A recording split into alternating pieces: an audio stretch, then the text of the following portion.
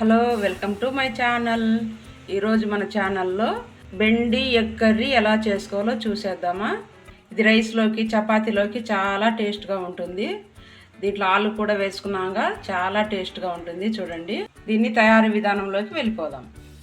ముందుగా ప్యాన్ పెట్టుకొని ఇందులోకి కొంచెం ఆయిల్ వేసుకుందాము. ఆయిల్ వేసుకున్న తర్వాత ఎగ్స్ వేసుకోవాలి. ఎగ్స్లోకి కొంచెం మిరప్పొడి, చిటికెడు సాల్ట్, కొంచెం పసుపు పొడి ఇదంతా వేసుకొని బాగా ఎగ్ని కొంచెం సేపు ఫ్రై చేసుకోవాలి.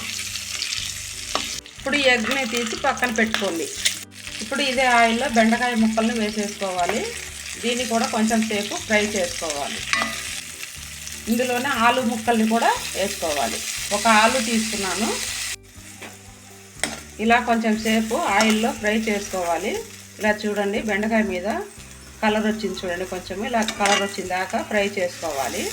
ఇలా ఆయిల్లో ఫ్రై చేయడం వల్ల బెండకాయ కూర కానీ సాంబార్ ఏది చేసినా కూడా జిగురు ఉండదు. ఇలా బాగా ఫ్రై చేసుకోవాలి. ఇప్పుడు గ్యాస్ ఆఫ్ చేసేద్దాము.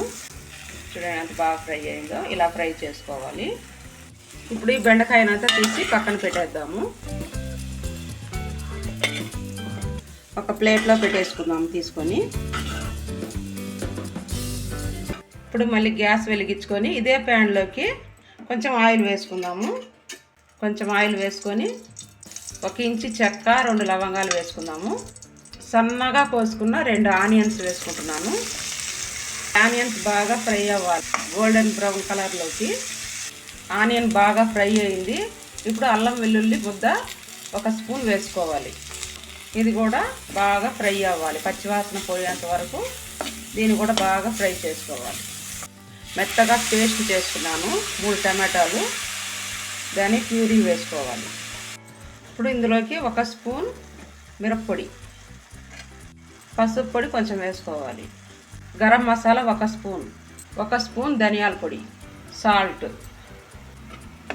ఇదంతా బాగా కలుపుకొని పచ్చి వాసన పోయేంత వరకు బాగా ఫ్రై చేసుకోవాలి.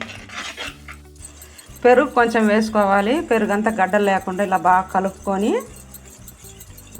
ఇప్పుడు పెరుగుని ఉడికే మసాలాలో వేసుకోవాలి. ఇప్పుడు అంతా ఇలా కలుపుకోవాలి.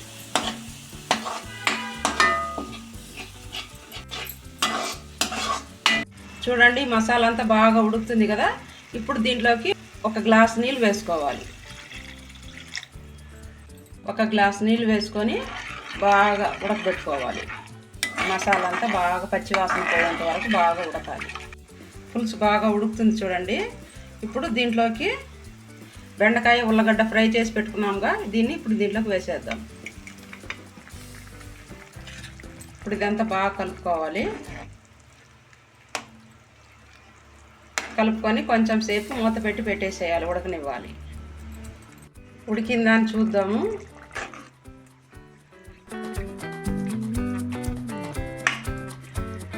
ఆలు ఉడికింది చూడండి. ఇప్పుడు ఇందులోకి ఎగ్స్ వేసుకుందాము.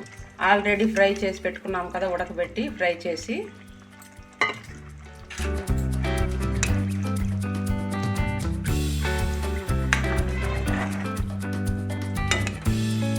ఇప్పుడు ఒక 2 నిమిషాలు ఉడికిందంటే సరిపోతుంది.